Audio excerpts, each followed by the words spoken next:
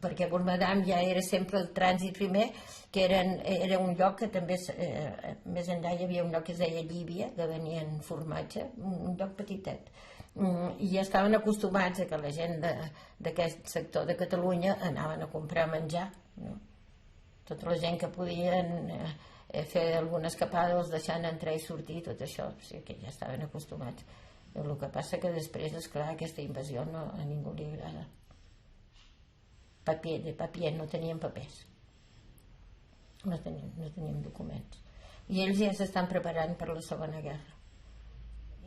També hi havia el Barrera amb aquest grup de Montpellier, que cada noia es cuidava d'algú i jo li rentava les camises al Barrera.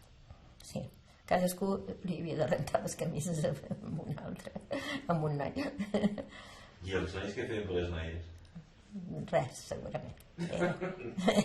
No sé res, no. Millor, no. Es deia l'ancien, el carrer era l'ancien chemin de Castelnau.